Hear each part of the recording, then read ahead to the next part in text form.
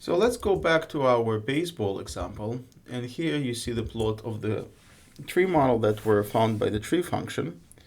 And this is the full tree or the big tree, and it has 8 nodes in it, or 8 regions. And there are several parameters that control the number of regions that the tree function finds. The first one is the mean cut. Default value of mean cut is 5.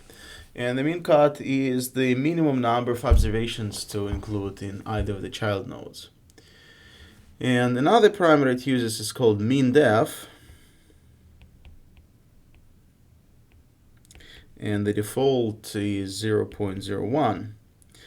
And mean depth basically specified by how much within the deviance of the child node has to be smaller, or at least as much compared to the root node. So basically, if you have some root node, and the way that function decides whether the split is to happen or not to happen, within the deviance here should be at least. So if this is your deviance, we're gonna call it deviance of the root node, and this is deviance of the child. So we say that deviance of the root node should be at least then 0.1 deviance times of the child node. And if this is the case, then split happens, and if not, then this split doesn't happen. Anyhow, so 8 regions was the tree that was identified. That is the full tree. And now we need to prune it. We need to find the smaller one. And we're going to use cross-validation. And there is a convenient function which is called cv.tree in the tree package. You just provide the full tree model to that function. And then the output of this cv.headers, we call it, will contain the information about the tree size and the corresponding performance of the model. And then we can plot what is called the scree plot associated with this cross-validation procedure. So scree plot basically shows us the size of the tree on the x-axis and the deviance, out of sample deviance on the y-axis. And again, we want the out of sample to be as small as possible, but we also want tree to be small as possible. So it looks like this value of tree size 3 or 4 would be good choices. There is definitely no reason to have tree size to be larger than 4, but 3 seems like low enough, and its size is good. And you remember when we visually looked at the data, 3 was also the number that we identified by just visually inspecting the regions in the scatter plots. So it looks like the cross-validation procedure validates the intuitive splitting that we did by just looking at the data. And there is a function which is called prune tree, which trims the tree to the size that you specify. So from the scree plot, we decided we want the tree of size 5. So we just call this prune tree function. And you will see that's exactly the same tree as we saw at the beginning of this section with 3 regions in it. Now let's go look at the classification trees. They are very similar to the regression trees. The process of building a tree is very similar. We build it by taking one split at a time, and we find the variable across which to split and the value of this variable across which to split. So this J and S search is the same at every step of the tree building process. The difference is when we build, we don't use, of course, RSS. RSS is not the best metric for the classification. We used simply accuracy or error rate. We try to minimize the error rate. So when you build a tree, every time you minimize error rate, and you minimize it as J and S, where J is the variable index and S is the split point. So it's exactly the same process, just a different component in the objective function. And also when you do prediction, when you have a model that is ready for prediction, you don't use average, because why would you want to average across the labels when you do classification? Instead, you do what is called majority vote. So if you have, let's say again, you have x1 and x2, you have two-dimensional input, and you divide this input into multiple regions, something like this, right? Then let's say a new point ends in this region, so you basically count all the points in this region, and you see which point occurs the most frequent, or which class occurs the most frequent, and you assign this class to this point. So all of the points that end up in this region will be classified with the same label, and the label is just the majority label from that specific region. So that's the difference, but otherwise the process is exactly the same. Okay. So, and if we do it formally, so let's do some notations here. We're going to introduce this PMK, where this is the number or proportion of the observations of class K. So K is the index of the class here in region M. So M is the index of the region. And P is the proportion. So proportion of observations of class K in the region M. And again, to formally define this proportion, we use this indicator function. Okay. Then the classification works the following. So we choose for each of the regions, we choose PM, which is max of PMK. So we take the class with the largest proportion. So that's the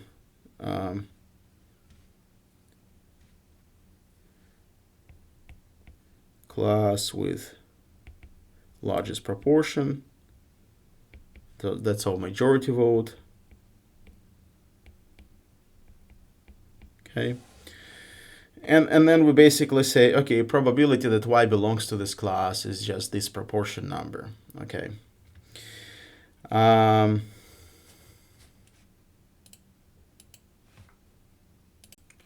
There are a couple alternatives to the error rate when it's used as an objective function by the Calt algorithm. If you remember, when we talked about building the tree for classification, we said that every time we looked at the error rate, and we'll look for the split that brings error rate as much down as possible.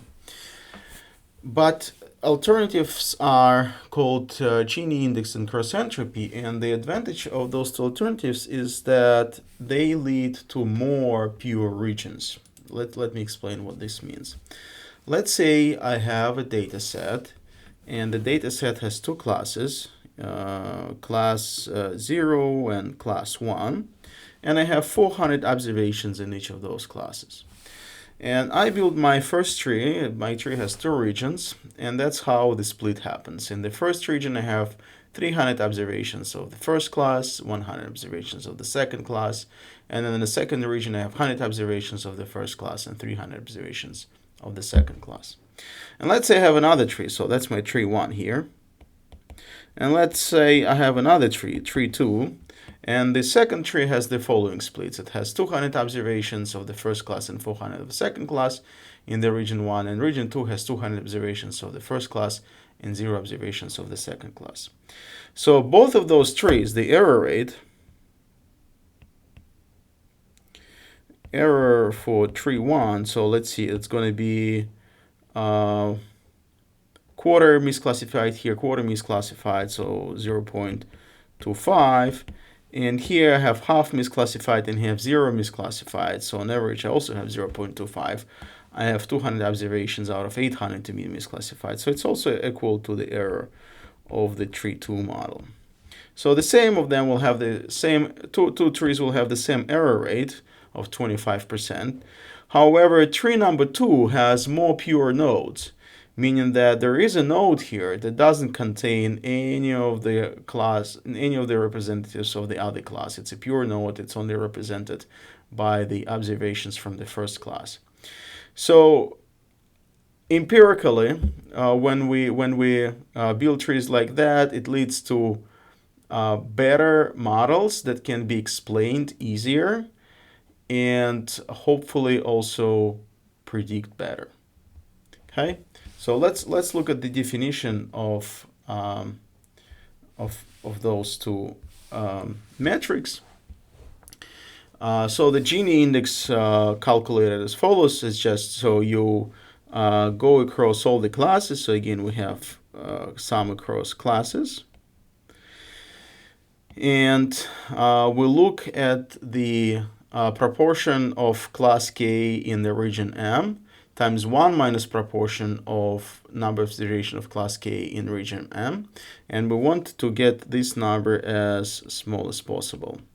And if you look at this, so it's essentially that's a variance across K classes.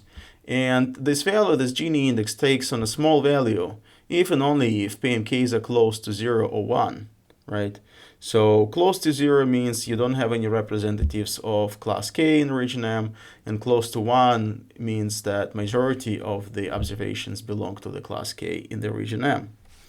And alternative to this one, to the Genie Index, is cross entropy or deviance, which is a negative sum across PMK times the log of the PMK. And again, you can make the same observation here. If PMK is 0, then you have this whole thing to be 0, right? So you have 0 times something. And if PMK equals 1, then the log of this one will be 0. So again, this value is going to be 0.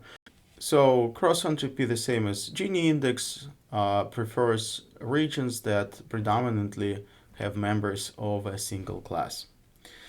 Let's go back to the Boston housing dataset and let's apply the tree model to this dataset. The dataset has information about socio-demographic composition of the area, and also has this MED-V, which is the medium income of the households. We're gonna look at two variables. So MED-V gonna be the y variable in our example, and LSTAT is going to be x variable, the input. LSTAT is the socioeconomic characteristics that specifies education level. So what's the percentage of the population don't have high school diploma, and also the percentage of the population, adult male population, that are classified as laborers. So it's a socioeconomic